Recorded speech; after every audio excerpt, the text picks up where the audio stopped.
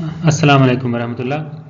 प्यारे बच्चों, आज का जो हमारा टॉपिक है ये है कीटोन बॉडीज़। कीटोन बॉडीज़ क्या होती हैं?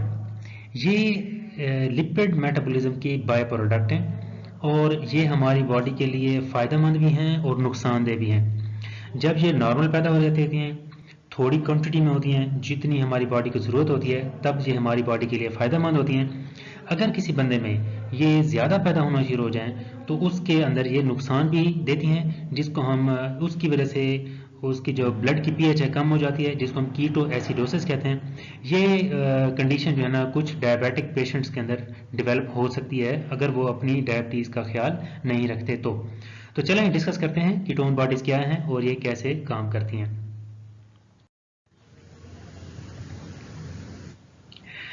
कीटोन बॉडीज जो हैं ये हमारी बॉडी में डिफरेंट जो कंपाउंड पैदा होते हैं। एसिटाइल को है जिसके एग्जांपल ये ग्लूकोज के मेटाबॉलिज्म में भी पैदा होता है, और जो लिपिड का बीटा ऑक्सीडेशन हो रही होती है, दो दो कार्बन कट रहे होते हैं, टूट रहे होते हैं, उसमें भी एसिटाइल कोए पैदा होते हैं। और जो एसिटाइल को हैं वो आपस में दो मिलके एसीटो एसिटाइल कोए बनाते हैं, और जो एसीटो एसिटाइल कोए है वो आगे कन्वर्ट हो जाता है हाइड्रोक्सी मिथाइल ग्लूटाराइल कोए में, जिसको हम HMG कोए भी कहते हैं, और ये आगे जो है कन्वर्ट हो जाता है एसीटो एसीटेट में। ये जो एसीटो एसीटेट है ये एक ऐसी ये पहली जो है वो कीटोन बॉडी है। एसीटो एसीटेट आगे दो चीज़ों में कन्वर्ट होता है। एक तो ये होता है एसीटोन में, इसकी स्पॉन्टेनियस डीकार्बोक्सिलेशन होती है, मतलब इसमें से कार्बन डाइऑक्साइड रिमूव हो जाती है और ये जो है एसीटो एसीटेट एसीटोन में कन्वर्ट हो जाता है। और इसका दूसरा जो है इसकी डीहाइड्रोजनेशन होती है, तो ये कन्वर्ट हो जाता है बीटा हाइड्रोक्सी ब्यूटारिक एसिड में। ये तीन जो मैंने कलर डिफरेंट दिए हैं ये तीनों के तीनों कीटोन बॉडीज हैं। तो याद रखें, सबसे पहली जो कीटोन बॉडी है वो एसीटो एसीटेट है, और फिर उसके बाद बीटा हाइड्रोक्सी ब्यूटारिक एसिड और एसीटोन। मतलब एसीटो एसीटेट में और एसीटोन में एक कार्बन का डिफरेंस होता है, क्योंकि जो एसीटो एसीटेट से अगर कार्बन डाइऑक्साइड रिमूव हो जाती है तो ये एसीटोन बन जाती है। ये बात समझ आ गई। अब ये जो कीटोन बॉडीज़ हैं ये हमारे हर जगह पे नहीं बनती। ये लीवर के अंदर बनते हैं और लीवर के भी माइटोकॉन्ड्रिया के अंदर बनती हैं। और इनमें से जो एक एसीटोन है ये वोलेटाइल होती है, ये हमारी सांस के ज़रिए हमारी बॉडी से बाहर निकल जाती है। और जो दूसरी दो हैं ये रिजर्व फ्यूल के तौर पे काम करती हैं, और हमारे जो मसल्स हैं, किडनीज हैं, ब्रेन है, एड्रीनल कॉर्टेक्स है, ये जो हैं ये एसीटोन और बीटा हाइड्रोक्सी ब्यूटारिक एसिड को एज अ एनर्जी फ्यूल के तौर पे यूज़ करते हैं। अब लीवर जो है ये कीटोन बॉडीज़ को इस्तेमाल नहीं कर सकता, क्योंकि इसके अंदर थायोट्रांसफेरेज जो एंजाइम है वो नहीं होता, इसलिए ये इनको यूटिलाइज भी नहीं कर सकता। जो डायबिटिक पेशेंट्स होते हैं उनमें जो कीटोन बॉडीज़ हैं ये ज़्यादा पैदा होती हैं, इसलिए उनमें कभी कभी कीटो एसिडोसिस भी हो सकती है।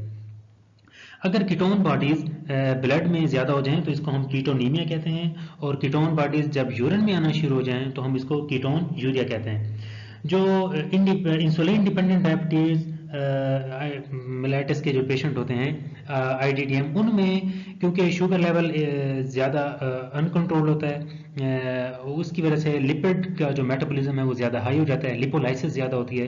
जब लिपोलाइसिस ज़्यादा होगी तो उसकी वजह से हमारे जो एसिटाइल कोए हैं ये ज़्यादा बनेंगे। जब एसिटाइल कोए ज़्यादा बनेंगे तो हमारी कीटोन बॉडीज़ भी ज़्यादा बनेगी। तो इसलिए डायबिटिक पेशेंट के अंदर कीटो एसिडेसिस का चांस ज़्यादा होता है, जिसको हम DKA भी कहते हैं, डायबिटिक कीटो एसिडोसिस। और इसमें जो जो हमारे कीटोन बॉडीज़ हैं ये हमारे लिए फ़ायदेमंद भी हैं। कीटोन बॉडीज़ से तकरीबन अगर हम एक जो एसीटो एसीटेट है अगर ये एक्टिवेट हो तो उसकी वजह से जो है ना तकरीबन टोटल जो है ना एक टू एसीटाइल कोए बनेंगे एसीटो एसीटेट से। और जो ये होगा इसकी वजह से जो है ना 24 ATPs तकरीबन बनते हैं क्रैब साइकिल के अंदर, ये हमारे कीटोन की बॉडीज़ की वजह से। ये इसका जो है ना ब्रीफ इंट्रोडक्शन है। इसमें और कोई मेन चीज़ नहीं याद रखने वाली, सिर्फ ये है कि ये बनते कैसे हैं। लिपिड के मेटाबॉलिज्म से बनते हैं और कुछ कार्बोहाइड्रेट मेटाबॉलिज्म के नतीजे से बनते हैं, क्योंकि ये ग्लूकोज के उसमें भी बनते हैं। दूसरी बात ये याद रखने वाली है कि कौन कौन सी कीटोन बॉडीज़ हैं। एसीटो एसीटेट है, एसीटोन है और बीटा हाइड्रोक्सी ब्यूटारिक एसिड है। तीसरी चीज़ ये है कि ये हमारे लिए फ़ायदेमंद भी हैं अगर ये नॉर्मल क्वांटिटी में पैदा होती रहें, और नुकसानदेह भी हैं अगर ये हमारी बॉडी में एक्सेस अमाउंट में पैदा होना शुरू हो जाए। तो ये है बेसिक इसके बारे में, और अगर आप लोगों को कोई सवाल हो तो आप पूछ सकते हैं। Thank you so much. अल्लाह हाफिज़।